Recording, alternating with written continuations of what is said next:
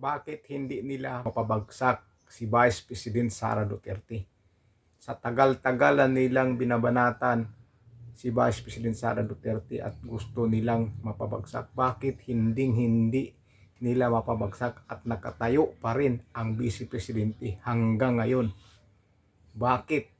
Dahil yan ay puro lamang pagbibintang yung pinupukol nila kay Vice President Sara Duterte.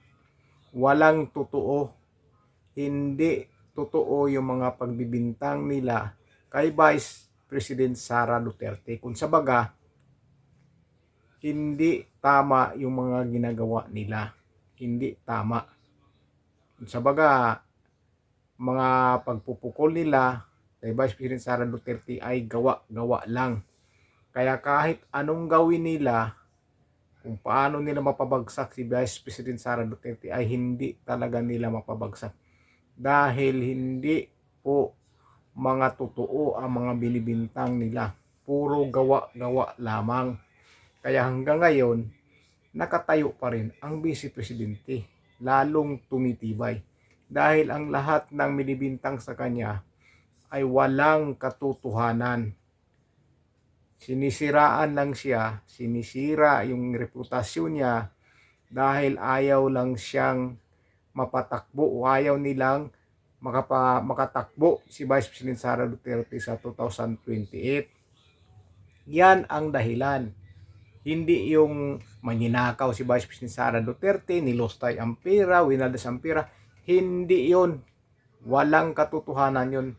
Dahil ang totoong dahilan kung bakit nila gustong ipabagsak ang Vice Presidente ay ayaw nila na magiging Pangulo si Vice President Sara Duterte dahil natatakot sila dahil sa mga mali nilang ginagawa. Siguradong mananagot sila kapag nagiging Pangulo ang Vice Presidente. Yan po ang dahilan.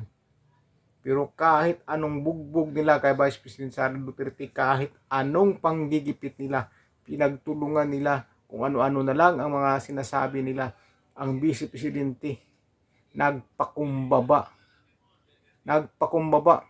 Hinahayaan lang po sila. Hinahayaan lang. Nakita ba natin na si Vice President Sara Duterte may mga sinasampahan siyang kaso? Di ba wala? Hinahayaan niya. Ganun kabait si Vice President Sara Duterte. Mapagkumbaba. Ganun po talaga kapag may takot sa Diyos. Ganun po. Kapag ang tao may takot sa Diyos, talagang nagpapakumbaba yan. Hindi pinapairal ang tapang yan. Pero kahit anong sira mo dyan, matibay yan. Kahit anong tibag mo dyan, hindi matitibag yan. Dahil protektado po yan ng Panginoon. Dahil sa kabutihang puso na kay BP Sara Duterte. Kaya yan po ang dahilan kung bakit hindi talaga nila matibag-tibag o mapabagsak ang Vice Presidente. Dahil ang lahat ng mga pinupukol sa kanya ay puro gawa-gawa at puro pagbibintang lang. Kaya hindi talaga siya masisira sa taong bayan. Mas lalo pa siyang pinuprotektahan at minahal ng taong bayan. Dahil ang dahilan po talaga diyan kung bakit siya ginigipit. Dahil natatakot po talaga sila na magiging Pangulo ang Vice Presidente dahil alam nila na babalikan sila sa lahat ng ginagawa nila sa mga Duterte. Yung pangigipit nila lalong-lalo na yung pagpadala sa dahig kay Pangulong Rodrigo Duterte na isang matanda, maraming sakit, ang hirap na maglakad, ipinakulong at ang masaklap sa ibang bansa pa doon sa dahig sa ICC. Napakasakit yun, napakasakit yun. Walang awa kung sa baga, di ba? Talagang sinaktan nila tudo ang damdamin ng mga Duterte.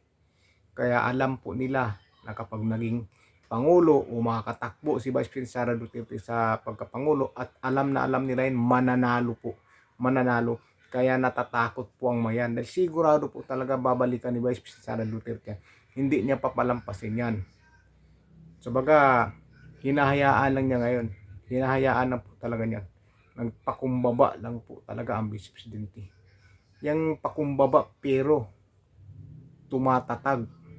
lalong tumatatag, tumitibay, lalong tumitibay. Napanood niyo yung balita ni Corina Sanchez saka ni sino ba si Pinky Wave, nga nakasuot ng green sila. Sinabi ni Corina na kahit anong panggigipit nila kay Vice President Sara Duterte, nakatayo pa rin, matibay ang tuhod, di ba? Alam nila yan, alam nila, nakikita nila na yung ginagawa nila kay Vice President Sara Duterte, grabing panggigipit po talaga, grabing panggigipit. Dahil lang natatakot sila na magiging pangulo ang isa na namang Duterte. Yan po talagang kinakatakutan nila. Makikita po natin yan, maririnig po natin yan sa mga sinasabi nila. Takot yan sila, takot na takot yan sila. Kaya mga Bisaya, pagkakataon na po ito na makabawi. Pagkakataon na. Pagdating ng 2028, pagkakataon na yan. Ibuhos nyo na po. Ibuhos nyo. Kasama ako dyan. Kasama ako talaga dyan. Ibuhos ng lahat. Huwag na magpadala sa mga pera o mga pangako ng iba. Dahil lahat ng iyan ay walang katotohanan. Puro pangako lang, puro pangako. Walang ginagawa pag nanalo na. Iikot lang yan sa iba't ibang lugar ng Pilipinas para mangampanya. Pero pag nanalo na yan, hindi mo na yan malalapitan. Pero si VP Sara Duterte, kahit nagiging vice presidente, lapitan mo, kamayan mo, hindi ka mabibigo. Talagang kakamayan ka. Kakamayan at makipag-picture pa sa'yo. Walang pagbabago. Hindi kagaya ng iba dyan, iikot, madaanan ka, kakamayan ka, kahit marumi ka, sige lang, kahit marumi ka, dahil kailangan nila ang boto mo. Pero pag nanalo na yung mga yan, hindi ka na lalapitan at itataboy ka na ng kanya mga bodyguard kung lalapit ka. Ganun yan. At hindi mo na yan makikita na iikot sa mga lugar nyo, sa mga sulok ng lugar nyo. Hindi na yan iikot kapag nanalo na. At hindi mo na talaga yan malalapitan. Huwag na tayong magpauto. Huwag na kayo magpadala ng mga pakamay-kamay, iikot, ang bait-baitan. Diba? Pero si VP Sara Duterte, Vice President. Pero kamayan mo yan kahit bata, matanda, lalaki, babae, kung ano mang kasarian yan. Nakipagkamayan, basta makipagkamay ka sa kanya, hindi kanya tatanggihan. Gusto mo makipag-selfie, makipag-selfie sa iyan, tatabi sa iyan. Mga matatanda na gustong yumakap sa kanya, nakakayakap at niyayakap din niya. Ganun kabuti si Vice President Sara Duterte. Kaya ganun na lang siya minahal ng taong bayan. Walang pagbabago. Wala talagang pagbabago. Hindi kagaya ng ibang mga politician dyan, kakamayan ka lang kung pagdating na kailangan na yung boto mo. Yan. Pero pag nanalo, hindi mo na yan makikita sa lugar nyo. Kung halimbawa, mag-eleksyon na o mangangampanya na, presidential, pupunta sa iba't ibang probinsya yung mga kandidato ng presidente, mga senador, makipagkamay-kamay sa atin yan, mga ganyan. Pero pag nanalo yan, makikita mo pa ba yan? Hindi natin makikita mga yan. Makikita mo sa TV na lang. Manood ka TV sa cellphone. Pero no way na makamayan mo pa. Hindi kagaya kay Vice President Sara Duterte, umiikot sa mga sulok ng Pilipinas. Vice President na siya niyan. Umiikot po talaga, umakyat sa bundok, tumatawid sa ilog, tumatawid sa dagat. Di ba? Nakakarating ng ano yan eh. Iba't ibang lugar eh. Di ba? Nakakarating iba't ibang lugar si VP Sara Duterte dito sa buong Pilipinas. Kung saan po. Napakasimple. Hindi nagrereklamo sa mga maglalakad-lakad sa mga bundok. Walang reklamo. Yan ang tunay at totoong nagsiservisyo sa taong bayan. Hindi kagaya ng iba niyan, lagi na lang nagpipriskon at laging maninira sa kapwa kalaban. VP Sara, ang daming naninira sa kanya dahil gusto siyang mapabagsak. pero hanggang ngayon nakatayo pa rin dahil lahat ng mga sinasabi nila ay walang katotohanan at puro pagbibintang lang. Dahil kapag ang tao, mabuting tao at pinagbibintangan ng ano, hindi mo talaga yan masisira at hindi mo yan mapabagsak.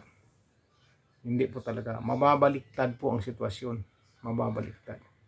Pero mo natatakot sila na maging Pangulo si Vice President Sara Duterte. Bakit?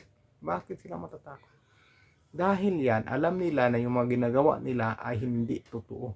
Yung mga ano-ano mga pinupukol nila kay Vice President Sara Duterte ay hindi totoo. Kaya natatakot talaga sila na magiging Pangulo si Vice President Sara Duterte. Alam nila mananagot sila sa kanilang mga ginagawa.